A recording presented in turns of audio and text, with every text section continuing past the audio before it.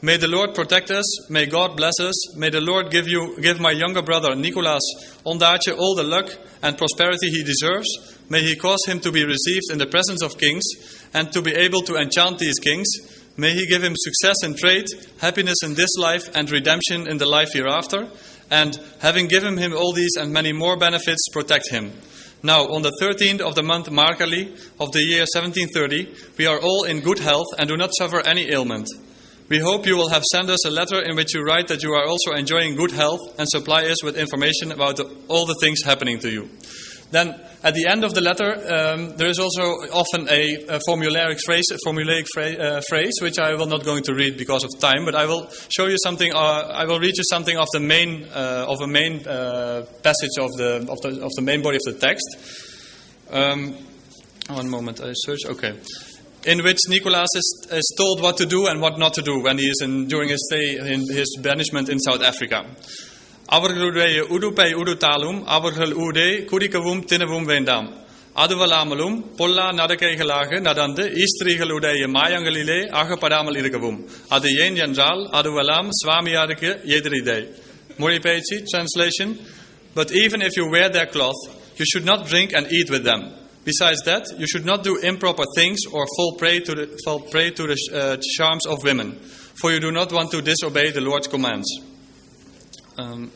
Nicolas, while he was in South Africa, had hoped to get a chance to go to Holland because he wanted to get rehabilitated, because his name, he wanted to clear his name after his banishment.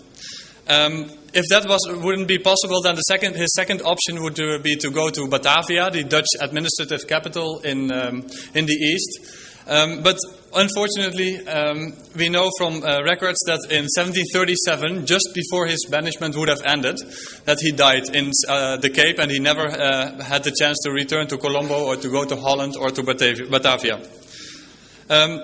Even more sad is that at the time of his death, he had very few possessions. An auction was held because he was the only one in the Cape, and all his family members were in Sri Lanka, in Ceylon.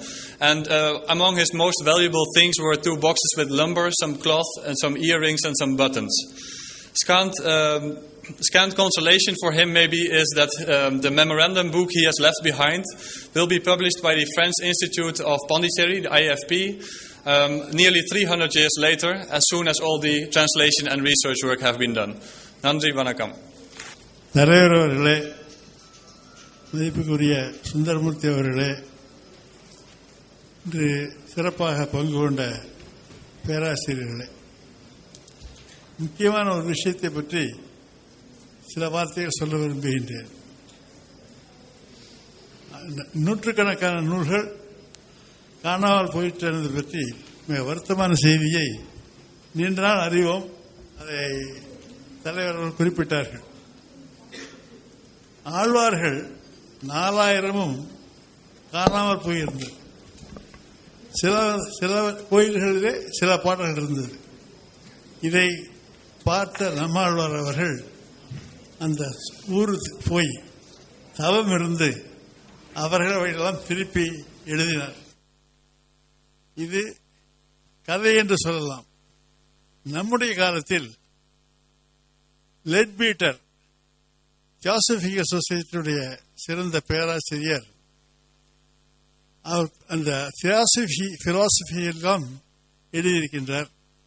அவர் சொல்கிறார், I did not write, my fingers wrote. The great saints come and guide me to write என்று சொல்லுகின்றார்கள்.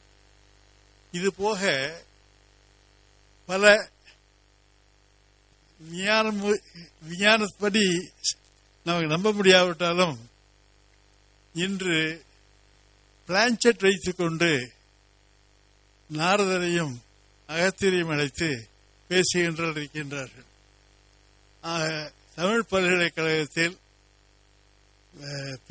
இந்த நம்முடைய பழைய ஞான முறைகள் அவைகளெல்லாம் கொஞ்சம் பின்பற்றினால், யோக முறைகள் தான் நூல்களை கண்டுபிடிக்க முடியும் என்று நான் கருதுகின்றேன்.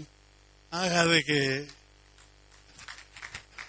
பழைய திபேத்தில் ஒரு இளைஞன் 7 வயசு 8 வயசுல தேர்ந்தெடுத்து மந்திர உபதேசம் செய்து 12 ஆண்டுகள் குகையிலே இருந்து தவம் செய்ய வைக்கின்றார். வரும்போது உயர்ந்த சக்தியுடன் வெளியேறுகின்றார். சில பேர் அந்த இன்பத்தை கண்டு 40 ஆண்டுகளோடு இருந்து விடுகின்றார். இப்படியெல்லாம் இருக்கின்றது. மடங்களிலும் இந்த ஒடுக்கத்தில் இந்த மாதிரி தான் தவம் செய்தார்கள். பல்கலைக்கழகங்களில் அப்படி தவம் செய்து ஆராய்ச்சி செய்யக்கூடிய நிலை உருவாக வேண்டும் என்று அருட்செல்வன் அறையுடன் இந்த நிகழ்வு நிறைவு பெறுகிறது. வணக்கம்.